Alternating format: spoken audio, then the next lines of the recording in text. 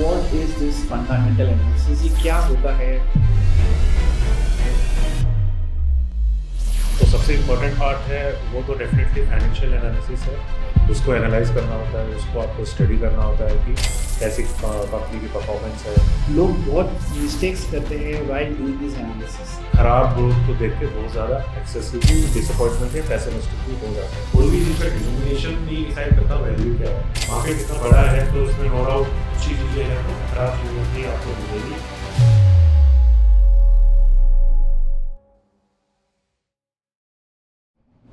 एक न्यूज आया है, तू इस कंपनी में इन्वेस्ट कर ले।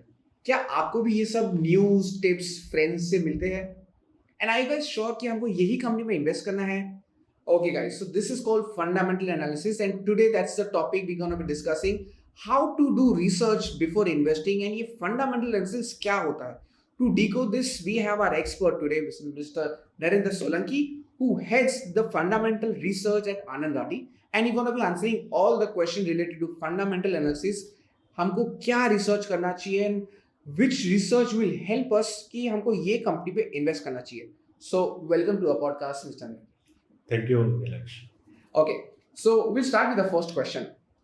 आप ये फाइनेंशियल कंपनी के इंडस्ट्री में कैसे आए and why you chose fundamental analysis? ऐसा क्या चीज है आपको you loved about fundamental analysis?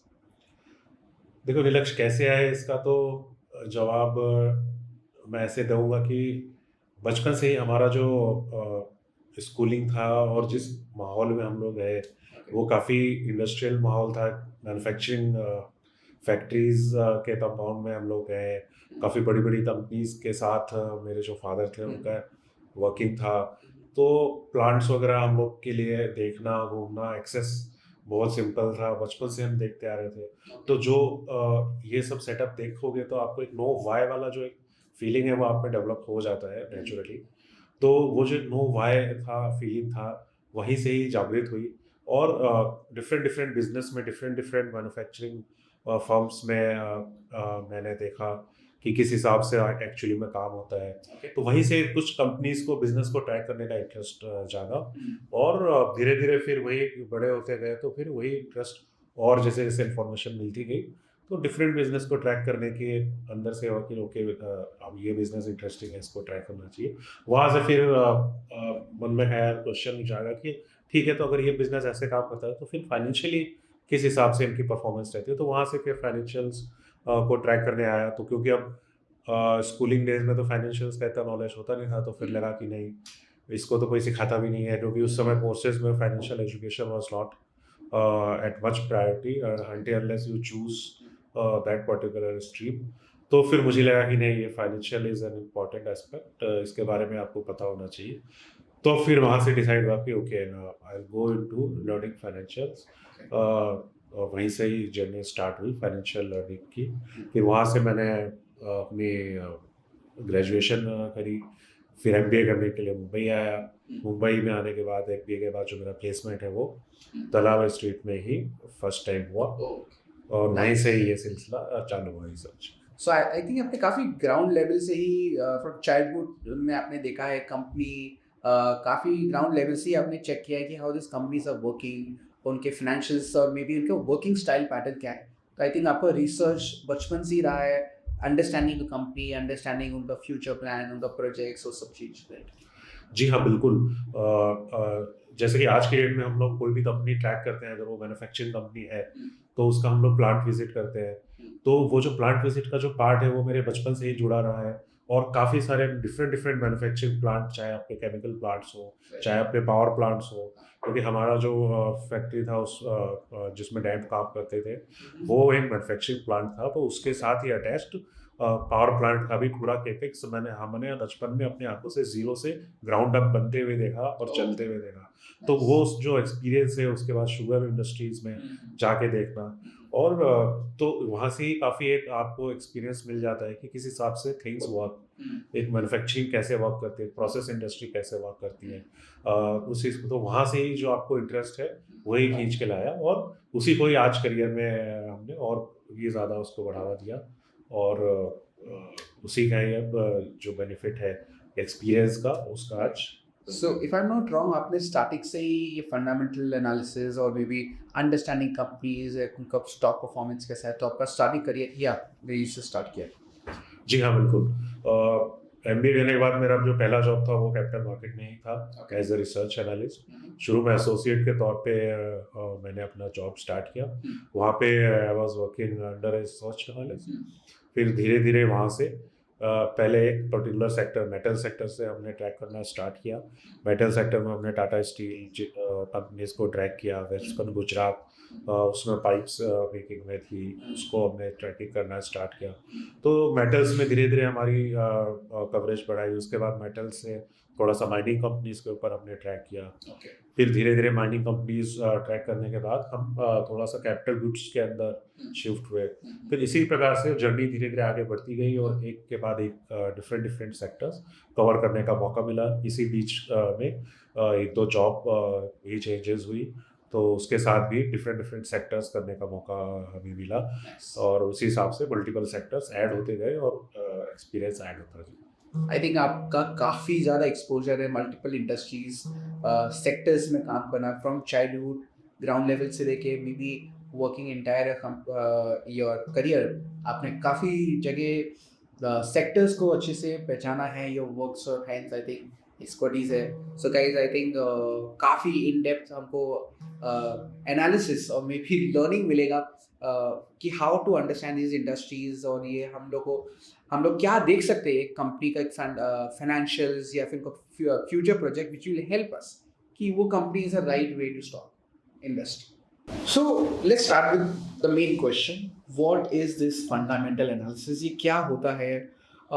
If you can help us in easy language so that हमारे व्यूअर्स को भी समझ में आए कि फंडामेंटल्स क्या होता है and why is it important for all the investors. I guess सब इन्वेस्टर्स को ये पहले करना चाहिए, analysis research before investing. So can you please help us? बिल्कुल लक्ष्य, देखिए फंडामेंटल एनालिसिस का अगर आप डेफिनेशन पूछेंगे तो इसमें दो पार्ट्स हैं। तो सबसे इम्पोर्टेंट पार्ट है वो तो डेफिनेटली फाइनेंशियल एनालिसिस है, जिसमें आपको जो कंपनी की परफॉर्मेंस है जो बिजनेस में जनरेट करी है, जो कि रिफ्लेक्ट होती है आपके प्रॉफिट एंड लॉस अकाउंट में, बैलेंस शीट में और कंपनी के कैश फ्लोज में, उसको एनालाइज करना होता है। उसको आपको स्टडी करना होता है कि कैसी कंपनी की परफॉर्मेंस है, कंपनी का कैपिटल स्ट्रक्चर कैसा है, कंपनी की ओवरऑल जो कैपिटल की डिप्लॉयमेंट है वो एफिशिएंट है कि नहीं, कंपनी के एसेट्स हैं वो किस प्रकार से रिटर्न रेशियोज जनरेट कर रहे हैं। तो ये सब तो हो गई आपकी नंबर्स की बात, जो कि आपका फाइनेंशियल एनालिसिस पार्ट हो गया। दूसरा जो क्रिटिकल और मेन एस्पेक्ट है, जो जिसे आप थोड़ा कह सकते हैं कि कंपनी का जो मेन बिजनेस है कि कंपनी बिजनेस ऑपरेट कैसे कर रही है, वो भी एक बहुत इंपॉर्टेंट फैक्टर है। और मेरे ख्याल से फंडामेंटल एनालिसिस में भी काफ़ी इंपॉर्टेंट रोल अदा करता है फाइनेंशियल्स के अलावा, जिसमें कि आता है कि कंपनी एक्चुअली जो बिजनेस कर रही है वो उसका बिजनेस का एनवायरनमेंट कैसा है, पॉलिटिकल जो आसपास सिचुएशन है जहाँ पे भी कंपनी ऑपरेट कर रही है वो कैसी है, ओवरऑल जो मैक्रो इकोनॉमी है वो बिजनेस के लिए सपोर्टिव है या सपोर्टिव नहीं है, आपका जो इंटरनेशनल जो मार्केट का डायनामिक्स है वो कैसा है, क्या कंपनी एक्सपोर्ट ओरिएंटेड है या इंपोर्ट सब्स्टिट्यूट टाइप के प्रोडक्ट्स। तो कुल मिलाकर आपको ये देखना होता है कि कंपनी का प्रोडक्ट क्या है, कंपनी किस प्रोडक्ट को अपना किस कस्टमर को बेच रही है, वो कस्टमर का प्रोफाइल क्या है, whether it is a B2B business, B2C business. तो ये सब जो एस्पेक्ट्स हैं वो भी बहुत इंपॉर्टेंट रखते हैं। साथ ही साथ आपको ओवरऑल देखना पड़ेगा कि कंपनी प्रोडक्ट वाली कंपनी है तो उसके कॉस्ट स्ट्रक्चर्स क्या है, क्योंकि आज की डेट में जो रॉ मटेरियल प्राइसेस है वो भी बहुत वेरी करते हैं। तो इस टाइप के बिजनेस से रिलेटेड जो छोटी छोटी चीज़ें हैं वो भी बहुत इंपॉर्टेंट रखती है। तो सिर्फ फाइनेंशियल्स ही नहीं आपको ट्रैक करने होते हैं, बल्कि आपको ये छोटी छोटी चीज़ें right from raw material to final product और उसका मार्केटिंग, उसका ओवरऑल एनवायरनमेंट, उसका सपोर्ट, आप आसपास का जो डायनामिक्स है, इकोनॉमिक डायनामिक्स है, कॉम्पिटिटिव इंटेंसिटी है, आपको ये सारे एस्पेक्ट भी देखने होते हैं फंडामेंटल एनालिसिस में।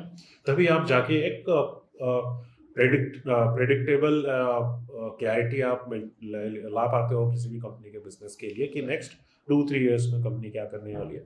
और इसके साथ के साथ ही जो मैनेजमेंट है उनकी कैसी क्वालिटी है, उनका ग्रोथ का क्या नज़रिया है, किस हिसाब की स्ट्रैटेजी है उनको, और क्या क्या तरीके से वो ग्रोथ या एक्सपैंड करना चाह रहे हैं अपना business, whether they are going to expand the capacity या whether they are going to add new products, तो इस तरीके से डिफरेंट डिफरेंट एस्पेक्ट्स हैं कंपनी को ट्रैक करने के, वो भी बहुत इंपॉर्टेंट है, और जिसके कारण आप फ्यूचर में कंपनी किस हिसाब से परफॉर्म करेगी वो गेज कर पाओगे।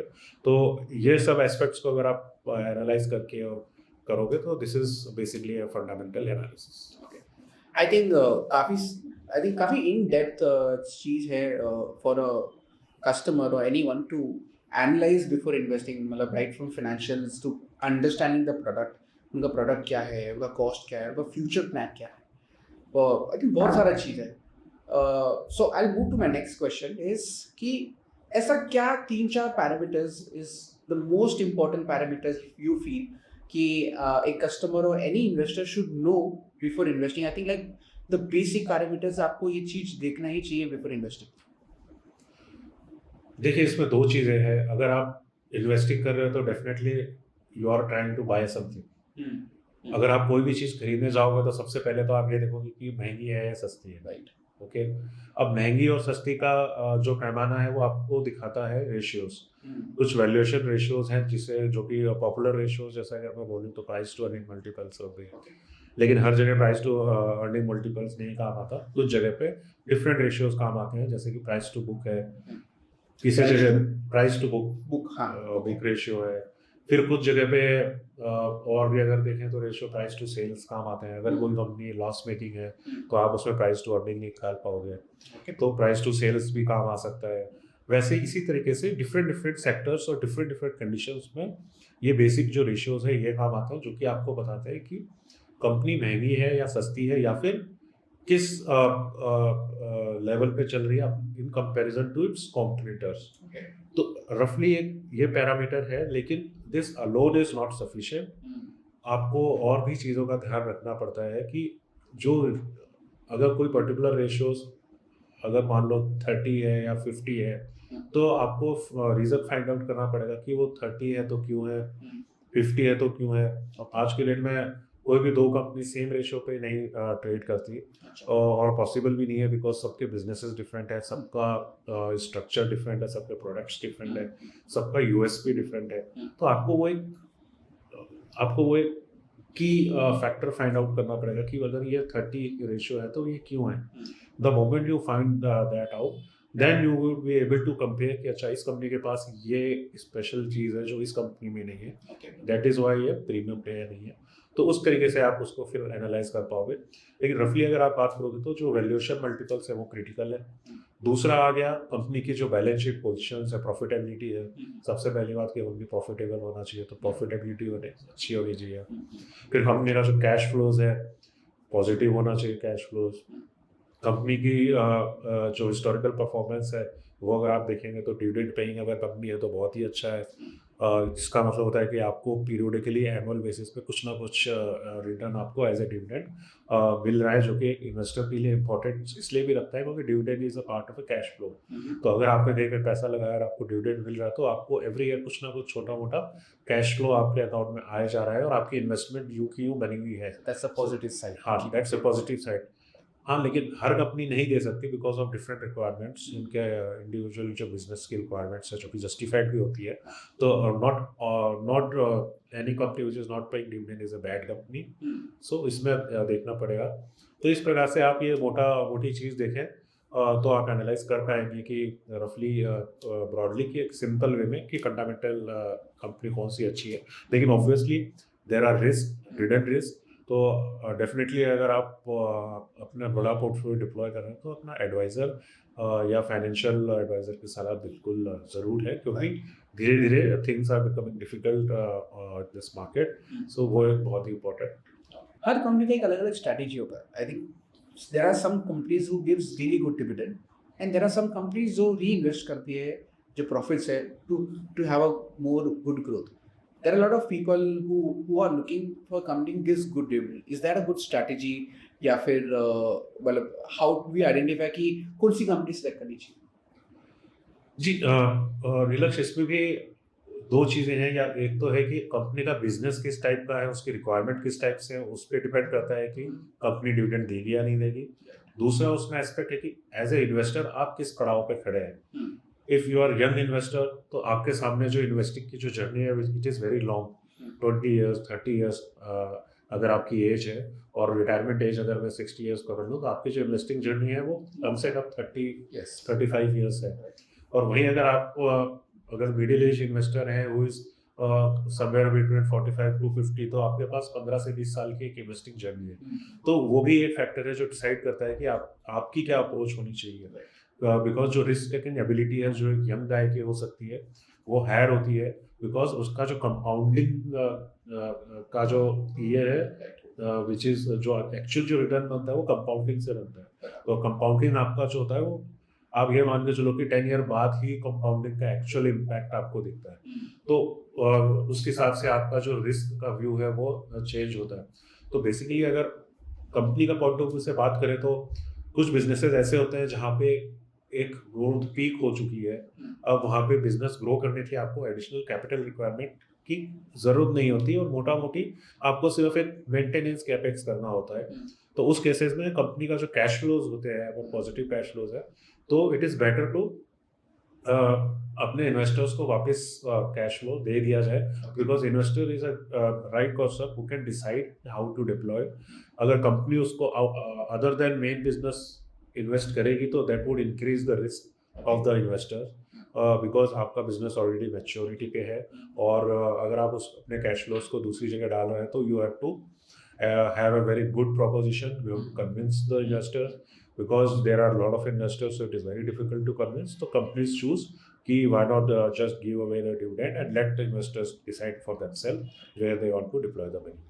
वही अगर दूसरी बात करें कि अगर ग्रोइंग कंपनी है, यंग कंपनी है और कंपनी का जो बिजनेस है it is at a stage की जो अभी एकदम स्टार्टिंग पोजीशन पे ही है और there are lot of opportunities to grow, तो वहाँ पे डेफिनेटली कंपनी का जो बिजनेस है उसको इन्वेस्टमेंट की ज़रूरत है। सो वहाँ पे जो इंटरनल एक्रूवल्स हैं जो भी कंपनी प्रॉफिट कमाती है उसको हो सकता है कंपनी डिसाइड करे कि हमें केपेक्स करना चाहिए, वहाँ पे हम यूटिलाइज करेंगे rather than giving it back as a dividend. तो उस टाइप की कंपनी का बिजनेस है तो वहाँ पे जनरली डिविडेंड आपको नहीं मिलता। So younger companies they prefer not giving dividend and उसको वापस reinvest करके business को और grow करे, and bigger companies give away dividends. Yes, mature businesses. Mature business. And maybe one more thing कि as you said कि काफी सारे factors होते हैं हमको check करने के लिए for a new investor. Where is there any tool जहाँ पर उनको एक ही जगह ये सब factors दिखेंगे, एटलीस्ट एक बर्ड आई व्यू पे उनको सब दिख जाएगा कि हाँ ये फैक्टर्स है, एंड डेफिनेटली वो फैक्टर्स को स्टडी करने के लिए they have to again do more research. For example आपने बोला पी रेशियो इज एक एक्स नंबर आ रहा है, वो क्यों इतना एक्स नंबर है that you have to go down again to do research. But क्या ऐसा कोई टूल है जहाँ पे आपको सब ये फंडामेंटल पैरामीटर्स एक ही जगह दिख सकते हैं? डेफिनेटली आजकल टेक्नोलॉजी के ज़माने में काफ़ी सारे टूल्स अवेलेबल है। कंपनीज का जो रेगुलेटरी रिक्वायरमेंट है, जो भी लिस्टेड कंपनीज है उनको कंपलसरी एवरी क्वार्टर अपना रिजल्ट्स डिक्लेयर करना होता है। तो जो भी हमारे जो दो बड़े एक्सचेंजेस हैं, नेशनल स्टॉक एक्सचेंज और बॉम्बे स्टॉक एक्सचेंज, वहाँ पे आपको उनकी फाइलिंग्स में कंपनी की जितने भी रिजल्ट्स हैं, प्रेजेंटेशंस है, एनुअल रिपोर्ट्स है या जो भी कॉर्पोरेट अनाउंसमेंट है, कॉर्पोरेट एक्शन है, वो आपको दोनों एक्सचेंजेस की वेबसाइट पे आपको मिल जाते हैं। कंपनी वहाँ पे फाइल करती है। इसके अलावा there are many open source भी बोल सकते हैं या different hobbies type of websites या फिर जो हमारे फाइनेंशियल न्यूज़पेपर्स या वेबसाइट्स है जो फाइनेंशियल्स कवर करती है, फाइनेंशियल से रिलेटेड चीज़ों को कवर करती है, वहाँ पे भी आपको आजकल at least financial ratios, financial statements digital format में और उनके रिलेटेड जितने भी आपके रेशियोज हैं, valuation ratios, share price charts, वो सब आपको इजीली अवेलेबल मिल जाता है। You just have to do Google और काफ़ी सारा एटलीस्ट इंफॉर्मेशन अवेलेबल है at this point in time. So वो एक डेफिनेटली काफ़ी हेल्प कर सकता है एज ए इन्वेस्टर आपको इनिशियल स्टेज पर कंपनी के बारे में लर्न करने के लिए। I think guys we got a really good in depth की ये फंडामेंटल एनालिसिस में क्या फैक्टर्स हैं, आपको कहाँ पे ये फैक्टर्स देख सकते हैं, एंड डेफिनेटली ये फैक्टर्स को भी डबल चेक करना है टू अगेन गोइंग चेक कि ये फैक्टर्स क्यों ऊपर हो रहा है या नीचे हो रहा है। May be these are something जो थोड़ा सा एनालिसिस करेंगे but definitely it will help you to invest in a right company, right? So thank you so much for this. Okay, so हम लोग ने कोई एक कंपनी में इन्वेस्ट कर लिया after doing all the research and सब, हम लोग कितनी बार वो फंडामेंटल चेक करते रहना चाहिए और we have to keep doing the research कि yes we have invested in the right place and the my investment is going in a right track. तो how a investor can keep checking this? जी नीलक्ष, बहुत बढ़िया सवाल है आपका। और definitely invest करने के बाद ऐसा नहीं होना चाहिए कि आपने इन्वेस्ट कर दिया और भूल गए। राइट. बिकॉज आज के डेट में आपको ट्रैक भी रखना पड़ेगा कि आपने जिस कंपनी में इन्वेस्ट किया है वो कंपनी कैसा परफॉर्म कर रही है, क्योंकि ultimately investing is not only financial investment but investing is a journey, जो कि आप उस कंपनी में इन्वेस्ट करके you are owner of that business, और उस बिजनेस की अगर आप परफॉर्मेंस चेक नहीं करोगे बीइंग एन ऑनर, तो आपकी जो इन्वेस्टमेंट है वो आपको अच्छा रिटर्न नहीं देगी। तो जहाँ तक परफॉर्मेंस ट्रैक करने की बात है, तो जितनी भी कंपनीज हैं वो क्वार्टरली अपने रिजल्ट्स रिलीज करती हैं। तो साल में 4 बार रिजल्ट्स रिलीज होते हैं, तो आपको एवरी क्वार्टर परफॉर्मेंस चेक करने का मौका मिलता है। और जो बड़ी कंपनीज हैं जो और काफ़ी सारी जो जितनी भी बड़ी कंपनीज हैं वो क्वार्टर रिजल्ट्स रिलीज करने के साथ प्रेजेंटेशंस भी देती है, जिसमें वो नॉन फाइनेंशियल डेटा भी शेयर करते हैं कि उनका मार्केट कैसा है, उनके मार्केट की परफॉर्मेंस क्या है, उनके मार्केट का आउटपुट क्या है, प्रोडक्ट के प्राइसेस क्या हैं, वो लोग क्या स्ट्रेटेजी अपना रहे हैं, अगर रिजल्ट अच्छे आए हैं तो किस कारण से अच्छा है, या फिर अगर रिजल्ट खराब आए हैं तो किन कारणों से खराब आए हैं, और वो कारण कैसे सुधरेंगे या किस हिसाब से होंगे। प्लस कॉन्फ्रेंस और कॉल्स भी रखती हैं और एनालिस्ट मीट भी रखती हैं। तो ये सारी चीज़ें आप अगर आप कर सकते हैं तो आपको बिल्कुल करनी चाहिए, जिससे आपको पता चलेगा कि कंपनी बिजनेस में एक्चुअली में कर क्या रही है और आगे क्या कर सकती है। तो at least once in a quarter आप परफॉर्मेंस रिव्यू बिल्कुल कीजिए कंपनीज का। और जहाँ तक प्राइस ट्रैक करने की बात है, तो प्राइस ट्रैक अगर आप एज ए मार्कर और एज अ अपडेट अगर ट्रैक करेंगे तो वो बेटर है, रेदर देन अगर आप उसको डेली ट्रैक करेंगे और उसको देख के आप परेशान होंगे कि आज क्यों गिरा और आज क्यों वो इतना गिर रहा है, तो वो मेरे ख्याल से अवॉइड करिए। अगर आपका थोड़ा वैसा नहीं चले तो you try to avoid it. Price tracking daily basis पे, और उसके थ्रू फिर आपको मेंटली थोड़ा सा परेशानी अगर होती है तो don't track prices, you just track performance of the company. Prices तो बिकॉज कभी कभी सेंटिमेंट्स ऐसे होते हैं या कभी कभी कुछ इवेंट्स ऐसे होते हैं जो कि कंपनी के हाथ में नहीं होते। जैसे कि मान लीजिए कंपनी जिस कंट्री में ऑपरेट कर रही है उस कंट्री में अगर कुछ इमरजेंसी सिचुएशन पैदा हो गई, या फिर कहीं globally war like situation which is not in control of country, तो उसमें फिर प्राइसेस डेफिनेटली गिरेंगे और बिजनेस का कोई दोष नहीं है। बिजनेस अल्टीमेटली अगर अच्छा बिजनेस है आपका तो बाउंस बैक करेगा ही करेगा। तो उस तरीके से अगर आप प्राइसेस को ट्रैक करना अवॉइड करेंगे तो वो बेटर है। और परफॉर्मेंस के बेसिस पे ही अगर आप अपना डिसीजन मेकिंग रखेंगे कि परफॉर्मेंस अगर आपकी इन्वेस्टमेंट के बाद से मेंटेन्ड है और कंटिन्यू है और there are no risk, long term risk to the performance, so you remain invested, तो ये एक better strategy. But I think for a layman person, एक कॉमन इन्वेस्टर, उन लोग को रिजल्ट्स चेक करना, रिजल्ट को एनालाइज करना एंड लास्टली कमिंग आउट की चेकिंग कि हाँ यार ये कंपनी ने अच्छा रिजल्ट दिया है, बट क्या वो मुझे इम्पैक्ट बराबर कर रहा है? फॉर एग्जांपल अगर मैं आपको बोलूँ कि लास्ट क्वार्टर में मुझे एक बेंचमार्क अमाउंट में फॉर एग्जांपल 10% मुझे रिटर्न्स मिला है, is that a good number two जज कि हाँ मुझे अगर 10% या 5% मिला है as a return in this last quarter, so that's a sufficient and decent, because there are two parts. One is analyzing the result of a company, but वही result मुझे कितना परसेंटेज रिटर्न देना चाहिए, तो ये दो के बीच में how we can crack? Again good question Nilaj. Definitely जितने भी हमारे इन्वेस्टर्स हैं, खासकर मैं रिटेल इन्वेस्टर की बात करूँ तो हर रिटेल इन्वेस्टर के पास इतना बैंडविड्थ नहीं होता कि वो सेपरेटली चीज़ों को मॉनिटर कर पाए एकदम माइन्यूटली। और खास करके आप सिर्फ एक कंपनी में तो इन्वेस्ट करते नहीं, आपके पास हो सकता है 10 कंपनी हो पोर्टफोलियो में, या फिर ये भी हो सकता है कि 15 या 20 कंपनी हो पोर्टफोलियो में। तो it is not possible to track that much companies. और साथ के साथ आपका खुद का भी प्रोफेशन है या सर्विस है या बिजनेस है, तो आप मेन टाइम उसको दोगे because that is your primary source.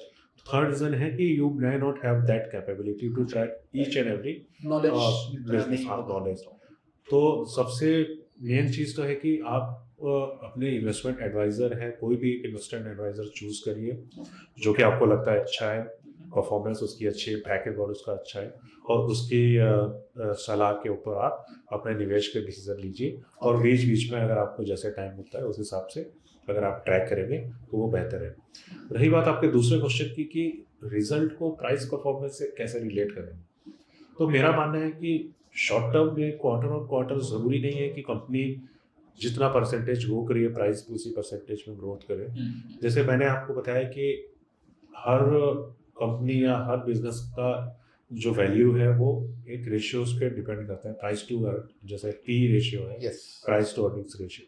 तो बेसिकली कभी कभी क्या होता है कि बिजनेस की लॉन्ग टर्म अट्रैक्टिवनेस अगर बहुत ज़्यादा अच्छी है और मार्केट को लगता है कि बिजनेस बहुत ज़्यादा ग्रो कर सकता है, तो प्राइस टू अर्निंग्स जो मल्टीपल है वो री रेट होके हायर तरफ शिफ्ट होता है। तो जब वो री रेटिंग होती है कंपनी की तो वहाँ पे आपको मैक्सिमम जो कंपनी का रिटर्न है तब मिलता है। तो सिमिलरली आपने जिस भी कंपनी में इन्वेस्ट किया है वो किस साइकिल में है अभी, ओवरऑल जो उसकी बिजनेस है वो किस साइकिल में है, उस पर वो डिपेंड करता है कि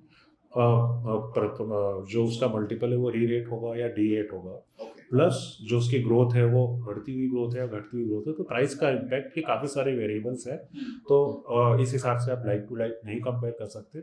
लेकिन हाँ, इतना ज़रूर है अगर आपने अच्छी कंपनी में इन्वेस्ट किया है तो ठीक है, इस क्वार्टर में अगर प्राइस आपका नहीं बढ़ा है तो कोई दिक्कत की बात नहीं है। अगर आपकी परफॉर्मेंस कंपनी लेके आ रही है और अच्छा परफॉर्म करे तो डेफिनेटली आपका over a 3 to 5 year time horizon जो आपने सोचा था गोल कि मेरे को 12 to 15% का एक CAGR रिटर्न जनरेट करना है, जो कि काफ़ी अच्छा है इस माहौल में, तो वह आप डेफिनेटली जनरेट कर पाएंगे। So I think audit every quarter and having your analyst or your advisor, I think advisor would be a right term, right? So एक advisor होना and quarterly check करना audit अपने portfolio को and rebalancing करना कि you want to add or less based on your definitely your goals. अगर long term goal है तो you can wait for more time, but short term goals तो every quarter ही आप audit कर सकते हो, उसको rebalancing कर सकते हो। जी हाँ, बिल्कुल। इसमें मैं एग्जांपल भी देना चाहूँगा कि अगर आप मुंबई से दिल्ली के लिए ट्रेन में बैठे हैं तो आपका गोल होना चाहिए कि दिल्ली से मुंबई का अगर 1500 किलोमीटर का रास्ता है तो अगर मैं 75 किलोमीटर के रफ्तार से चलूँगा तो मैं 20 घंटे में पहुंच जाऊँगा। लेकिन बीच रास्ते में जैसे जैसे आप जाएंगे तो हो सकता है बीच में आप 50 किलोमीटर की स्पीड पे चलें, हो सकता है आपको अच्छी रोड मिलेगी तो आप 100 की स्पीड पे चलेंगे।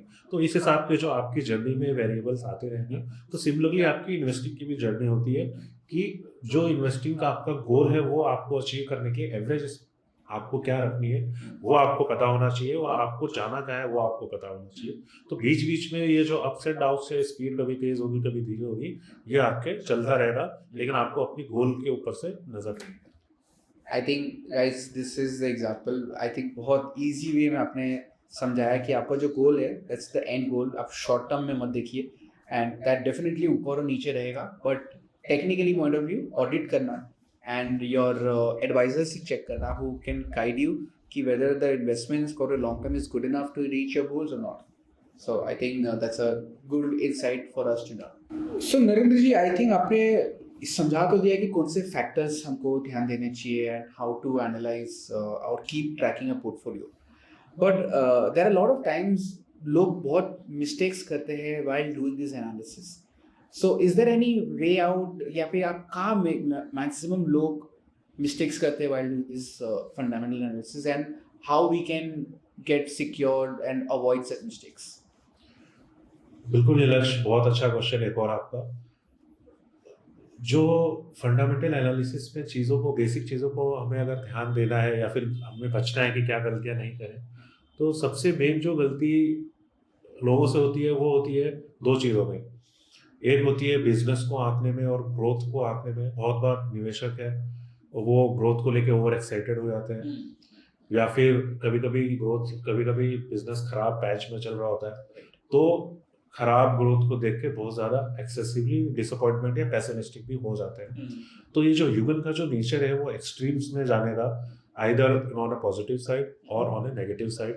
तो आपको अवेयर रहना पड़ेगा कि आप एक्सट्रीम्स में ना जाएं दोनों साइड में, और एंकरिंग ना करें। तो अगर ज़रूरी नहीं है कि अगर समय अच्छा चल रहा है तो कंटिन्यूस परपेचुअल चलता ही रहेगा।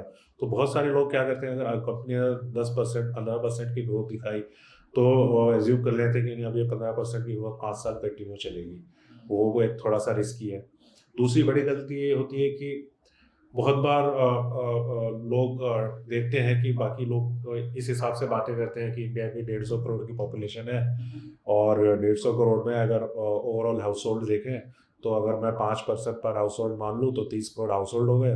30 करोड़ हाउस होल्ड में अगर एक हाउस होल्ड में अगर मान लीजिए कोई एक प्रोडक्ट है, अगर वो एक हाउस होल्ड वो प्रोडक्ट 100 रुपये का है अगर खरीद रहा है तो 30 करोड़ इंटू 100 हो गए।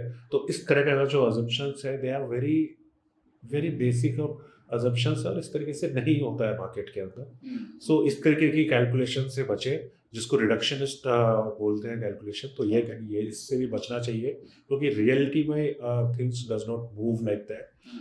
और हम कैलकुलेट करते हैं कि यूएस के अंदर XYZ चीज़ का पेनिट्रेशन इतना है तो इंडिया में भी इतना हो जाएगा। वो भी वैसा नहीं होता है generally because every economy every dynamics हाँ डिफर होता है और लोगों का डिसाइड करने का तरीका, लोगों का चीज़ों को वैल्यू करने का तरीका डिफर होता है, लोगों की स्पेंडिंग कैपेसिटी डिफर है, कल्चर डिफर है, तो बहुत सारी चीज़ें और वेरिएबल्स होते हैं। तो कोई भी चीज़ को बहुत ही सिंपलिस्टिक वे में रिड्यूस ना करें और उससे ट्राई टू अवॉइड इट।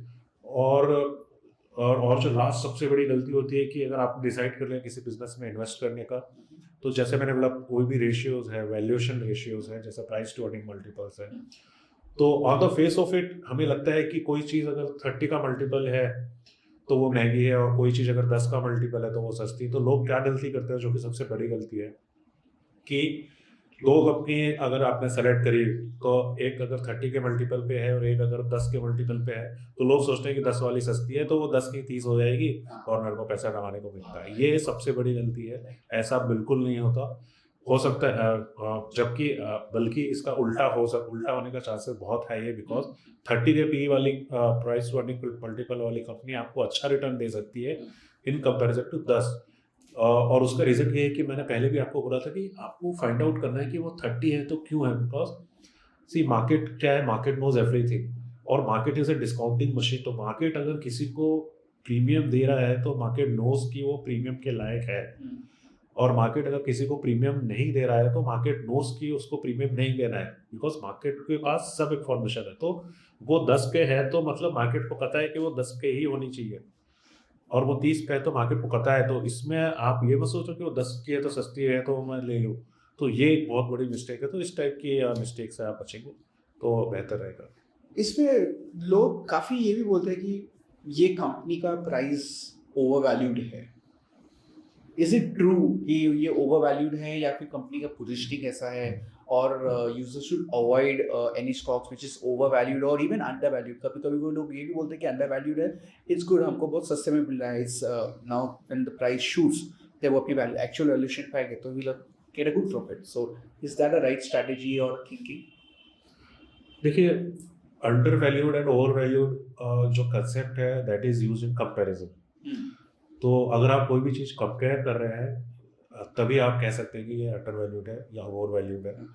तो डेफिनेटली अगर आप सेम सेक्टर में कोई कंपनी कंपेयर कर रहे हैं तो आपको जो वैल्यूएशन मल्टीपल्स है वो आपको दिखा सकते हैं कि कोई कंपनी अंडर वैल्यूड है या ओवर वैल्यूड है। और मैं एज्यूम करूंगा कि अगर आपने सारी चीज़ों को जो फंडामेंटल चीज़ें हैं कि बिजनेस कंपेरेबल्स है, जो कंपनी दोनों जो इंडिविजुअल कंपनीज है वो सिमिलर ग्रोथ ट्रेजेक्टरी पे, सिमिलर स्ट्रेटजीज है, सेम इंडस्ट्री के अंदर है, तो उस हिसाब से अगर आप वैल्यूएशन मल्टीपल्स को देख के डेफिनेटली कंपेयर लगा के अराइव कर सकते हैं अंडर वैल्यूड ओवर वैल्यूड है, और उस हिसाब से आप डिसीजन मेकिंग कर सकते हैं। लेकिन अगर आप एज ए मार्केट अगर ओवरऑल अगर आप कंपैरिजन कर रहे हैं, जैसे कि अगर मैं बात करूं कि इंडेक्स ओवर वैल्यूड है या अंडर वैल्यूड है, जैसे आज से 10 साल पहले निफ्टी अगर कोई बोले 15 टाइम्स ट्रेड करता था, आज अगर वो 21 या 22 ट्रेड कर रहा है, तो इस अगर हिसाब से मैं सिंगल एंटिटी को अगर कंपेयर कर रहा हूँ over a period of historical comparison, तो वहाँ पे थोड़ा डिफिकल्ट हो जाता है क्योंकि वहाँ पे आपको देखना पड़ता है कि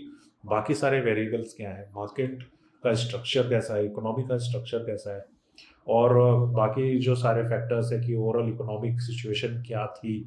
जैसे कोविड टाइम पे अगर आप देखें तो मार्केट क्रैश हुआ, उस समय अगर आप वैल्यूएशन मल्टीपल्स देखेंगे बहुत सारी कंपनीज के सस्ता मिलेंगे। और आज की डेट में अगर आप देखेंगे जहाँ कोई इकोनॉमी हमारी one of the fastest growing economy है वर्ल्ड के अंदर, और आगे जो आने वाली ग्रोथ है वो भी हमारी काफ़ी अच्छी है, 6.5-7% का ग्रोथ का प्लान है नेक्स्ट 2 to 3 ईयर्स में, और इन्फ्लेशन काफ़ी ज़्यादा तब है हमारे कम हुआ है, रेट्स भी काफ़ी आरबीआई ने कम करी है। तो इस हिसाब से जो करंट जो सिचुएशन है वो काफ़ी फेवरेबल है ग्रोथ के लिए। तो फिलहाल हमारी जो वैल्यूएशन है बिकॉज ऑफ दैट उसमें वो डिस्काउंटेड है। इसलिए अगर आपको आज की डेट में अगर आप निफ्टी देखेंगे तो मेरे ख्याल से 21 के आसपास 20 से 22 के बीच में रेंज में चल रहा है, और फॉरवर्ड अर्निंग देखें तो 18 टू 19 टाइम्स FY26 ट्रेड कर रहा है। तो उस कंपैरिजन से आज थोड़ा सा हम लोग अच्छे वैल्यूएशन पे ट्रेड कर रहे हैं, बिकॉज हमें ग्रोथ का अनुमान आगे लगता है कि काफ़ी अच्छी ग्रोथ होने वाली है। तो इस पैरामीटर्स को आपको ध्यान में रखना होगा before arriving at any decision. I think we have a really good positive future. जो हिसाब से ग्रोथ कंट्रीज का ग्रोथ चल रहा है, और maybe the favourable condition when it comes to globally also, I think there is a really good future. So guys, make a note of all this mistakes जो हम लोग करते हैं before doing any fundamental analysis, and definitely there is a huge opportunity ahead. So do a proper research while investing.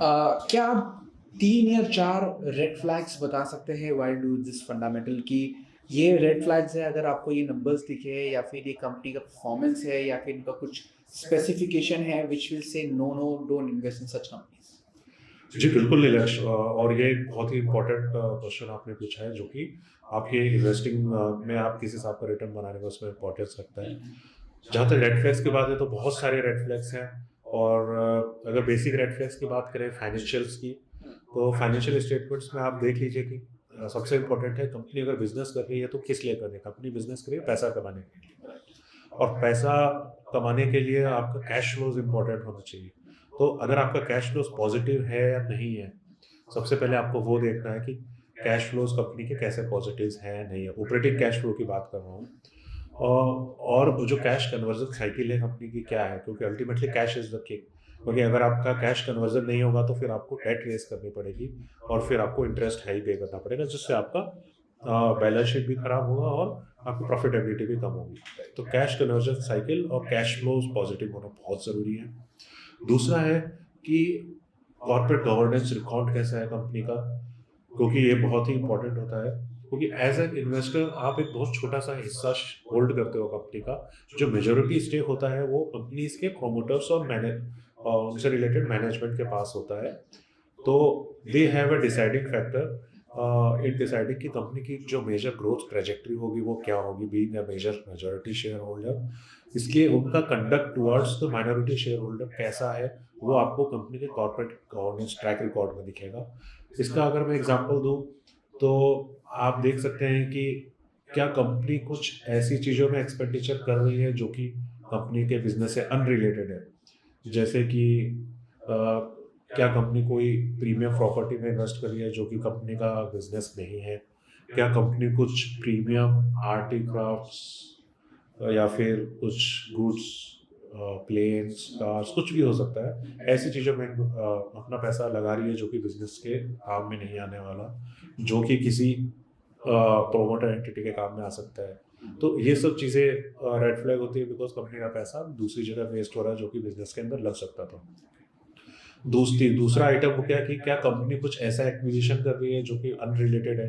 Suppose अगर company FMCG company है कोई, लेकिन अगर वो किसी अनरिलेटेड बिजनेस में इन्वेस्ट कर रही है, जैसे फार्मास्यूटिकल कंपनी खरीद ली या फिर सीमेंट कंपनी खरीद ली जो कि अननोन है, तो एक क्वेश्चन मार्क आता है कि आप अपने अनरिलेटेड बिजनेस में क्यों कैपेक्स कर रहे हैं। तो इस टाइप के कॉर्पोरेट गवर्नेंस ट्रैक रिकॉर्ड आपको देखने पड़ेंगे, जिसके बहुत सारे एग्जाम्पल्स हैं। अगर आप कंपनी की पुरानी अगर एनुअल रिपोर्ट्स पढ़ेंगे तो आपको डेफिनेटली उसमें देखने को मिलेगा।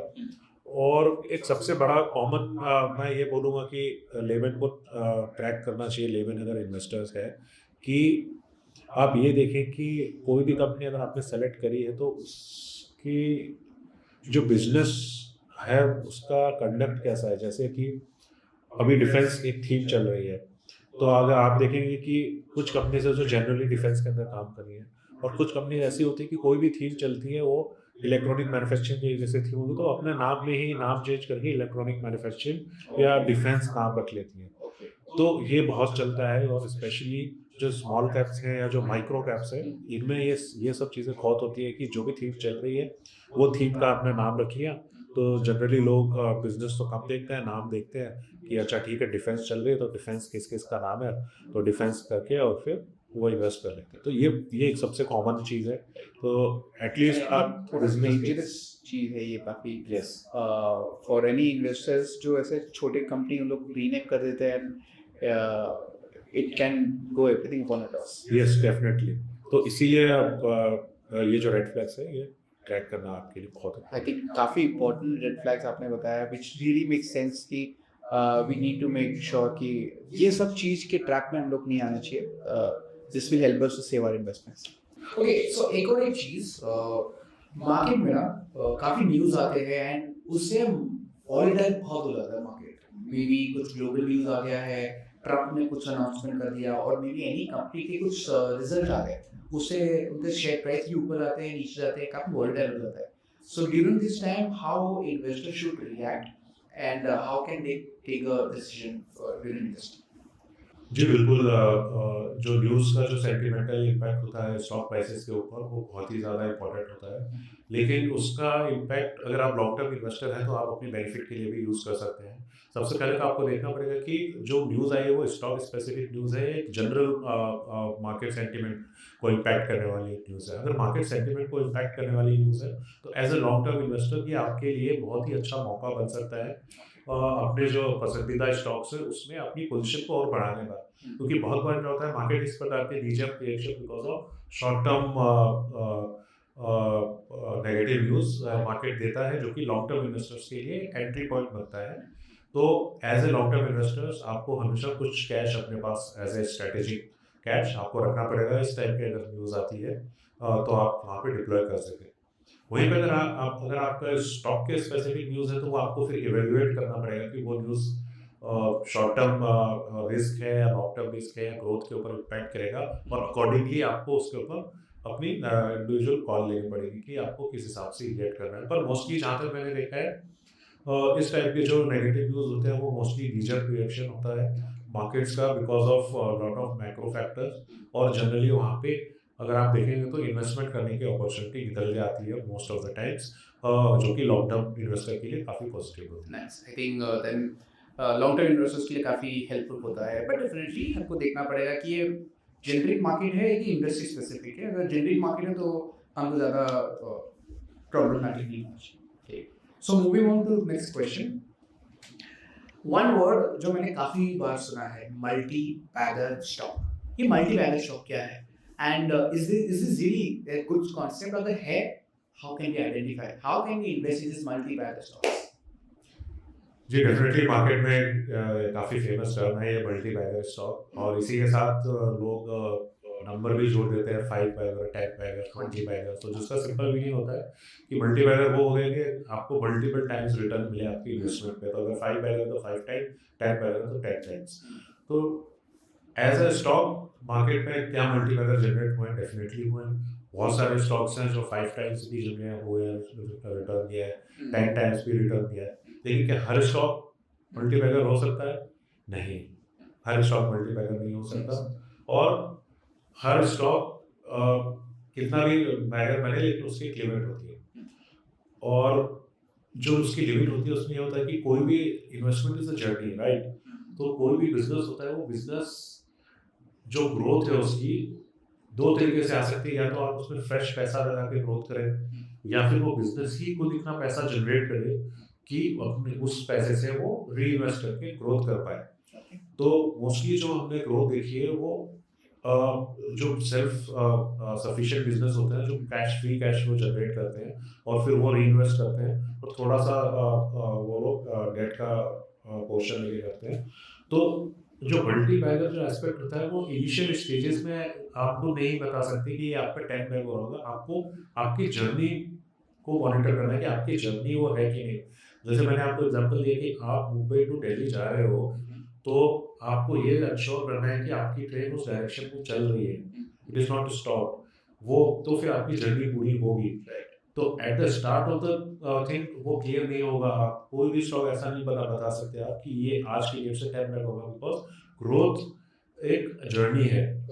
ठीक है, अगर आपने केपेक्स किया है तो आप कोई भी कंपनी अपनी प्रेजेंट कैपेसिटी का 10 टाइम्स बड़ा केपेक्स नहीं कर सकती। वो कैपेक्स हमेशा स्टैगर्ड मैनर में करेंगे because there are risk and there are different strategies for the growth. तो अगर उसकी एग्जिस्टिंग कैपेसिटी मान लीजिए 1000 करोड़ की है तो वो 200 करोड़ का कैपेक्स करेगी, 500 करोड़ का कैपेक्स करेगी, फिर वो देखेगी ये चल रहा है, फिर वो नेक्स्ट जो कैपेक्स करेगी वो 1000 करोड़ का करेगी। तो ऐसे करके ग्रेजुअली चीजें बिल्डअप होती हैं। तो ये बिल्ड ऑन योर गेन्स। आप सीधे लाके ऐसे खड़ा नहीं कर सकते कि मैं आज 1 पे खड़ा हूं तो मैं सीधे 10 टाइम्स करूंगा, because that is over leveraging.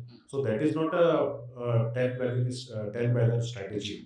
सो अगर आपकी जो जर्नी है वो आपके जो ट्रैक है वो आपका जो स्टॉप है, आपका जो बिजनेस है उस ट्रैक पे मेंटेन है, तो डेफिनेटली वो आपका बैगर बनेगा, चाहे वो 5 बैगर बने या 10 बैगर बने। तो main important thing is journey. But how can we identify कि ये कंपनी मल्टी बैगर बनेगी? जी, इसके लिए आपको जैसा मैंने बताया कि जो उसकी ग्रोथ की स्ट्रेटेजीज है, वो किस एरिया में, किस इंडस्ट्री में काम कर रही है, उसका स्कोप कितना है, उसका स्केल अप अगर उसको होना है तो उसकी अपॉर्चुनिटीज क्या है स्केल अप होने की। और जैसे ही कोई भी बिजनेस स्केल अप होता है तो उसके जो लिवरेजेस हैं, उसके जो चाहे फाइनेंशियल लिवरेज हो गए, ऑपरेटिंग लिवरेजेस हो गए, वो किस तरीके से एक्सपैंड हो सकते हैं। तो वो सब चीज़ें डिसाइड करता है कि आपका बिजनेस कितनी फास्ट और कितना बड़ा हो सकता है ओवरऑल। सो ये सब चीज़ें फैक्टर्स अगर आप देख के उस स्टॉक में देखेंगे कि मिल रहे हैं अगर आपको वो फैक्टर्स, प्लस कुछ वैल्यूएशन भी इसके अंदर आपको लग रहा है कि मार्केट ने उसको डिस्काउंट नहीं किया है और आगे जाके मार्केट को अगर पता चला कि इस स्टॉक में ये अपॉर्चुनिटीज है तो डेफिनेटली मार्केट इसको प्रीमियम देगी। तो वहाँ पे भी आपको दोनों तरफ से आपको फायदा होगा, because of growth in the business and because of री rating of the business multiples. तो आपको दोनों एंड से फायदा होगा, तब जाके आपका वो स्टॉक मल्टीपैगर बनेगा। So I think ये multi bagger से my next is a connected question is penny stocks. I think lot of people say penny stock multi bagger बनेगा because it's a small stock, काफी growth होगा and I think younger or with lot of investors look for penny stocks because वो काफी low price पे है and there is a huge opportunity for them to grow. तो क्या ये penny stocks है and how can we identify? जी, बहुत अच्छा सवाल पूछा आपने। पेनी स्टॉक का इन्वेस्टिंग का जो कंसेप्ट है, उस कंसेप्ट में अगर आप देखेंगे तो थोड़ा सा फ्लॉ है। फ्लॉ ये है कि जैसे मैंने आपको पहले एग्जांपल दिया था प्राइस टू अर्निंग रेशियो का, कि अगर प्राइस टू अर्निंग रेशियो 10 है, इसका मतलब ये नहीं है कि वो सस्ता है या वो अच्छा है, और वो 10 से 12 ही होगा या 15 होगा। सिमिलरली पेनी स्टॉक में भी ऐसा ही है। अगर कोई स्टॉक 5 रुपए का है तो जरूरी नहीं है वो 10 रुपए का हो, और कोई स्टॉक 500 रुपए का है तो जरूरी नहीं है वो महंगा है उस 5 रुपए स्टॉक के मुकाबले। सो अल्टीमेटली एवरीथिंग जो है वो डिपेंड करता है कि वो 5 रुपए किस चीज़ पे आप दे रहे हो। अगर आप पार्ले जी का बिस्किट अगर आप 50 रुपए में खरीद रहे हो तो हो सकता है वो महंगा है, लेकिन वही अगर आपको कोई दूसरा बिस्किट है जो प्रीमियम बिस्किट है वो अगर 5 रुपए में मिल रहा है तो हो सकता है वो बढ़िया हो। तो यू हैव टू सी कि वो जो 5 denomination is not a deciding factor. सबसे पहले आपको ये माइंड में सेट करना होगा कि कोई भी चीज़ का डिनोमिनेशन नहीं डिसाइड करता वैल्यू क्या है। वैल्यू उसकी कलेक्टिव जो उसकी वैल्यू है वो डिसाइड करेगी कि मार्केट कैप क्या है। तो आप स्टॉक का मार्केट कैप देखिए, आप स्टॉक की जो वैल्यूएशन है उसके फाइनेंशियल्स के बेसिस पर वो देखिए, उससे आपको डिसाइड कर सकते हो कि वो चीज़ अच्छी है खराब है, रेदर देन डिनोमिनेशन। और प्लस आप देखिए कि ग्रोथ क्या है परसेंटेज टर्म्स में। तो अगर 500 रुपए की चीज़ 10% बढ़ रही है और 5 रुपए की 10% बढ़ रही है तो आपका रिटर्न तो सेम ही है। तो आप ये मत सोचिए कि 500 रुपए में महंगा है या 5 रुपए में सस्ता है, बिकॉज वो that is not a value, that is a denomination. अगर 500 रुपए वाली कंपनी अगर अपना स्प्लिट अनाउंस कर दे या बोनस अनाउंस कर दे तो वो अगर 1:1 बोनस आएगा तो 500 का प्राइस 250 होगा। सिमिलरली अगर 1:100 का स्प्लिट कर दिया तो 500 का प्राइस उससे 5 रुपये होगा। तो डिनोमिनेशन पे आप ध्यान मत दीजिए, वैल्यू पे। I think this is a key important when it comes to penny stocks valuation. Value is something we should say. I think we got really good insight when it comes to fundamental, multi-bagger, penny stocks, or maybe the red flag and stuff. Just last leg of our, or maybe last question of our podcast will be 3 tips you would like to give to our audience who are starting with the investments. उनको fundamental analysis कैसे करना चाहिए और what are the key factors they should keep in mind while investing? Definitely की tips में अगर मैं दूँ तो मेरा तो सबसे पहला ये टिप होगा कि पहले आप खुद डिसाइड करिए कि आप खुद ट्रैक कर सकते हैं, आप टाइम दे सकते हैं मार्केट को, तो आप कंपनीज़ को स्टडी कर सकते हैं। आपके लिए काफ़ी सारी इन्फॉर्मेशन अवेलेबल है वेबसाइट्स पे और आजकल तो सोशल मीडिया पे, एक्सचेंजेस की वेबसाइट पे, इवन कंपनी की इंडिविजुअल वेबसाइट पे भी इट इज़ मैंडेटरी जो भी लिस्टेड कंपनी है वो अपने बैलेंस शीट, फाइनेंशियल इन्फॉर्मेशन सब देती है। तो अगर आप खुद स्टडी कर सकते हैं तो डेफिनेटली आप खुद स्टडी करिए। There are lot of financial tools which are available जो आपको रेशियोज रेडीमेड कैलकुलेट करके दे देंगे। तो आप उसको स्टडी कर सकते हैं। नहीं तो सबसे ईज़ी वे होता है कि आप या तो कोई अपना फाइनेंशियल एडवाइज़र की सलाह लीजिए या फिर आप म्यूचुअल फंड्स के थ्रू इन्वेस्ट कर सकते हैं। लेकिन जो सबसे बड़ी टिप अगर मैं दूँगा कि अगर आप यंग एज में हैं तो इन्वेस्टमेंट आप बिल्कुल करिए ही करिए, don't shy away from equity investment. Equity ही है जो आपका वेल्थ क्रिएशन देगा और जो कंपाउंडिंग इफेक्ट है, वो इक्विटी में जितना अच्छा मिलता है, उतना आपको कोई भी अदर इंस्ट्रूमेंट में नहीं मिलता। चाहे वो लिक्विडिटी की बात हो, आपको जब बेचना हो आप बेच सकते हैं। सैटरडे, संडे छोड़ के मार्केट सारे दिन ओपन रहता है और इससे अच्छी लिक्विडिटी आपको कहीं नहीं मिलेगी। तो लिक्विडिटी है, आपको जब पैसा चाहिए आपको मिल जाएगा। आपको ऑप्शंस है, एवरी डिफरेंट डिफरेंट सेक्टर्स है, कंपनीज़ है, आपको इन्वेस्ट करने का मौका देती है। तो डेफ़िनेटली इक्विटी से अच्छा एसेट क्लास आपको वेल्थ क्रिएशन के लिए बिल्कुल नहीं मिलेगा और अगर आपका 5 साल, 10 साल का लॉन्ग टर्म हॉराइज़न है तो ये तो डेफ़िनेटली इक्विटी में आपका इन्वेस्टमेंट होना ही चाहिए। तो सबसे पहला टिप है कि equity is a must investment for your life. दूसरा टिप यही हो गया कि जहाँ पे भी आप इन्वेस्ट करें, अच्छे से रिसर्च करके इन्वेस्ट करें। किसी भी सुनी-सुनाई, कही-कही बातों में या किसी भी व्हाट्सएप मैसेजेस में आप भरोसा ना करें और अच्छे से कोई भी अगर आपको इन्वेस्टमेंट की सलाह आपके फ्रेंड सर्किल में भी आती है, तो पहले उसको पढ़ें, समझें, जल्दीबाज़ी ना करें और हो सके तो अपने फाइनेंशियल एडवाइज़र्स के साथ डिस्कस करें और कुल मिला के आप रिसर्च करके ही अपना इन्वेस्टमेंट करें बिकॉज़ मार्केट इतना बड़ा है तो इसमें नो डाउट अच्छी चीज़ें हैं तो खराब चीज़ें भी आपको मिलेंगी। तो इस चीज़ से रिस्क से आपको बचने का सिर्फ यही उपाय है कि आपको एक अच्छी रिसर्च, अच्छी सलाह आपको मिलनी चाहिए और आपको लेनी चाहिए। तो यही बेसिक जो टिप्स है आप अपना सकते हैं। I think it was a really nice session, Narendra ji. I think काफ़ी चीज़ आपने हमको सिखाई राइट फ्रॉम रेड फ्लैग्स। जो आपने टिप्स दी है आई थिंक वो भी काफ़ी इंपॉर्टेंट है। मल्टी बैगर होता है और मे बी पेनी स्टॉक होता है। आई थिंक काफ़ी सारा चीज़ we have learned a lot on this podcast. So I am really thank you, आप आए हमको and you helped us to understand more on this fundamental. So guys, I hope a lot of questions has been solved in terms of fundamental analysis. अगर फिर भी अगर कुछ question है please comment below, we will help you to solve all your queries, everything related to fundamental research. And do like, share with your friends who wants to invest and keep investing. Thank you.